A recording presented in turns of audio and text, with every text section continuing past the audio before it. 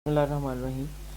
Question है dy by dt is equal to y minus t over y plus t with the initial condition y is equal to 1 at t is equal to 0.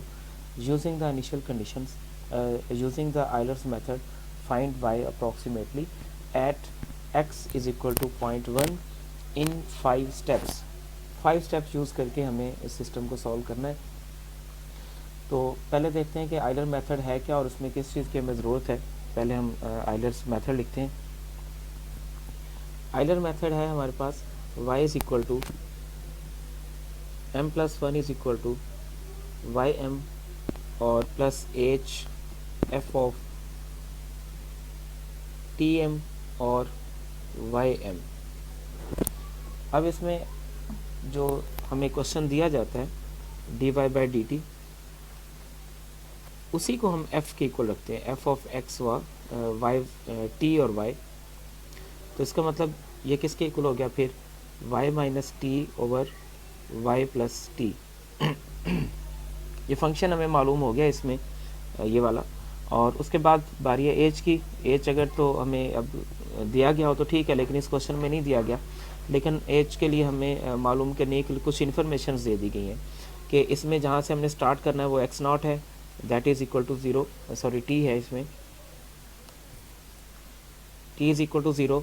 और उसमें जो जिस point पे and करना है हमें वो है हमारे पास T N, that is equal to 0.1। और step size, number of steps कितने हैं, 5 है। तो इसमें एच मालूम करने के लिए फार्मूला होगा हमारे पास T N minus T zero over N,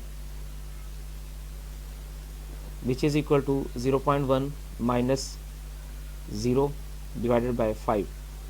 तो इसको एवेल्यूएट करें, हमारे पास आंसर आएगा 0.02। तो इस लिहाज से पहले हम एच हमें मालूम हो गया। अब हमें कुछ और चीज़ें जो इसके अंदर पॉइंट्स हैं वो मालूम करने हैं। अब इसमें स्टार्टिंग पॉइंट तो एक्स नॉट है, सॉरी टी नॉट है। तो इसमें अब हमें मालूम करना होगा T1, T2, T3, T4, T5। तो ये 5 स्टेप बनेंगे इसमें। पहला स्टेप तो हमें दिया गया ना, उसके बाद आगे यानी 5 स्टेप्स बनेंगे। अब टी नॉट जो है हमारे पास 0 है, उसमें एच ऐड करेंगे तो 0.02, उसमें एच ऐड करेंगे 0.04, उसमें एच ऐड करेंगे 0.06, इसी तरह से 0.08 एंड 0.10, यानी 0.1 बन गया। ये लास्ट हमारे पास जो 5 है ये वैल्यू इसकी है। अब हमारे पास तमाम इन्फॉर्मेशंस हैं और इसकी मदद से अब हम क्वेश्चन को अप्रॉक्सीमेट करेंगे। जो हमें क्वेश्चन दिया गया y को अप्रॉक्सीमेट करेंगे।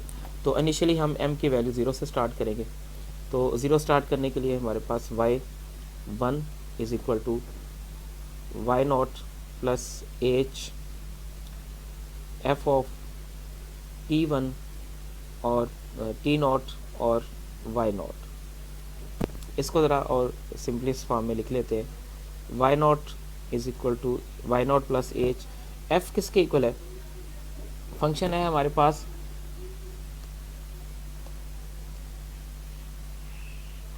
कि D Y over D T is equal to sorry F of T व Y is equal to Y minus T over Y plus T. तो यहाँ भी आ जाएगा Y minus T not over Y not plus T not.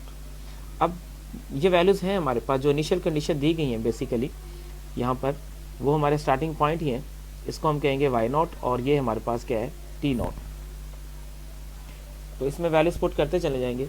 तो why not की value फिर कितनी हुई, इज इक्वल टू 1, और टी नॉट की वैल्यू कितनी है, 0।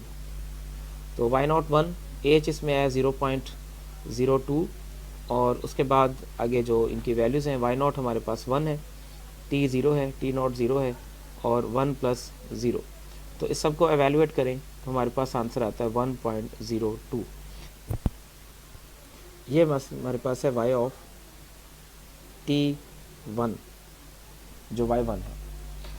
अच्छा, अब इसमें नेक्स्ट जो हम स्टेप लिखेंगे उसके अंदर यहाँ पे लिखेंगे y ऑफ y2, जो कि हमारे पास बराबर आएगा y ऑफ बेसिकली है ये T2, और अब उसी रूल में हम वैल्यू मालूम कर लेंगे।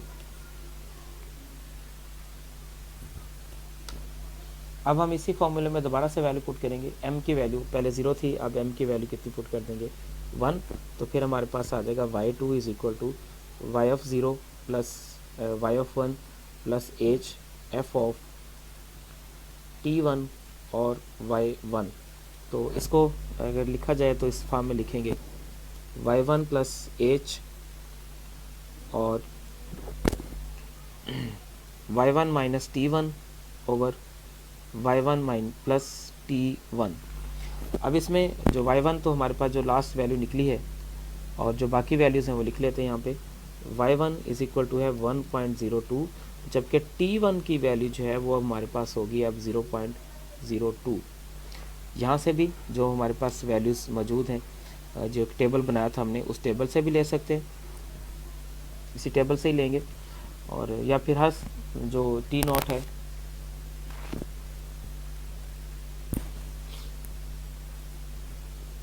अब यही वैल्यूज़ दोबारा यूज़ करेंगे इसमें।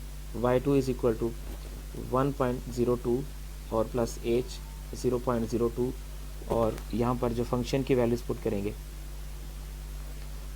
1.02 और माइनस 0.02 ओवर 1.02 और प्लस 0.02। तो इसको फिर सारे को हम एवेल्यूएट कर लेंगे, और इसको एवेल्यूएट करने से हमें जो आंसर मिल रहा है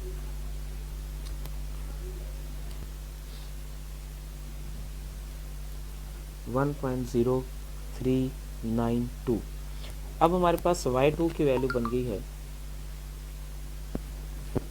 1.0392, और t2 फिर उसी टेबल से देखेंगे हम कि t2 हमारे पास कितना होगा अब 0.04। अब इसी तरह से हम y3 मालूम करेंगे। इसमें y3 हमारे पास आएगा y2 plus h f of t2 and y2, जो कि इस फॉर्म में लिखा जाएगा y of h y2 minus t2 over y2 plus t2। इसमें फिर से यही वैल्यूज़ हम वैल्यूज़ पुट करेंगे, और उसके बाद जो हमें फाइनल आंसर मिल जाएगा y3